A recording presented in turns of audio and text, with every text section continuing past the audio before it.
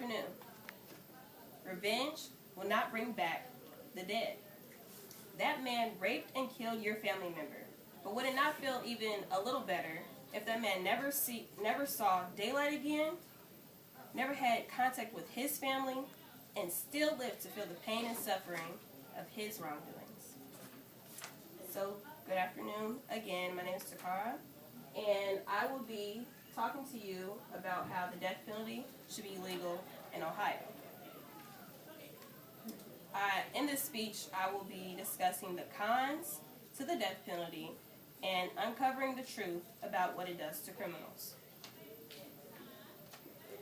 So, God forbid, one night, you're in college, you're having a fun night, it happens, and you're intoxicated. You're behind the wheel. You get into a simple car accident. Next thing you know, you're going to trial. And next thing you know, you're being sentenced to the death penalty. Then you sit in jail, in prison. 30 years later, you're on this table getting ready for a lethal injection. Just for a simple car accident on accident. I would first like to make you aware of that execution is a terrorist tool, so we need to stop the cycle of violence. Every day on the news, we see different events in other countries of execution. As Ohioans and Americans, we do the same thing in our criminal justice.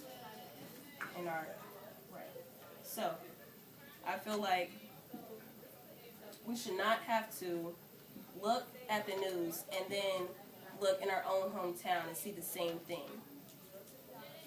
Next, I would like to make you aware that we need to stop crimes, not lives.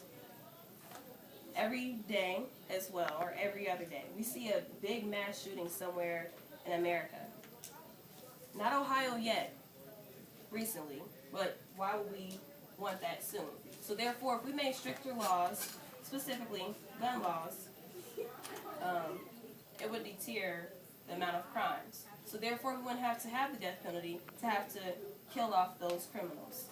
So it would be better to save the lives. Death does not equal justice.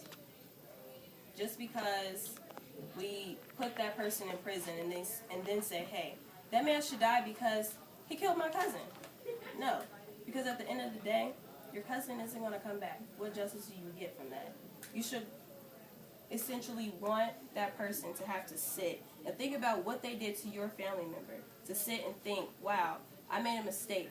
I can't see my kid no more. I can't see my mom. I can't talk to them. I can't even see the daylight or what time it is. That's something more justifiable than killing them all.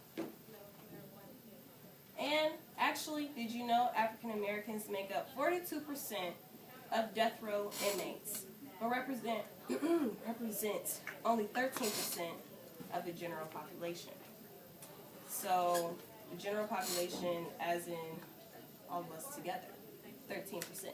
Another 13%, 42, are in prison, getting ready to be just like this man right here. So, by however many years they have to sit in jail and wait for this time, it won't be 13% anymore. The percentage will go down. So I would first like to give the first solution to the problem. Abolish the death penalty. It gives criminals a chance to think about the chaos they have caused. Rot in jail. Think about exactly what you did. We all know that nobody really wants to sit and go to jail. Make them do what they don't want to do. A second solution. Instruct stricter laws to enforce less crime. As I said earlier, it'd be a lot easier to make different laws so then we don't even have to go through the death penalty. What's the point in going through it? We don't have to.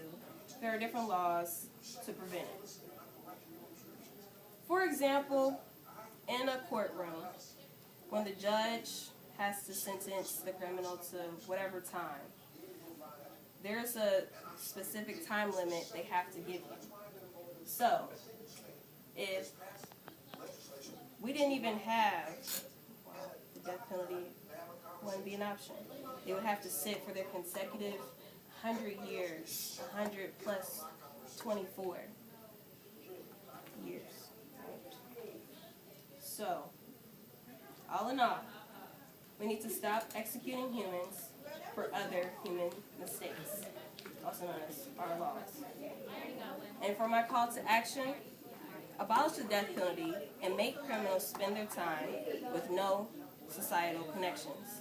Let's be better humans than our ancestors and deal with confrontations and let criminals pay for their crimes.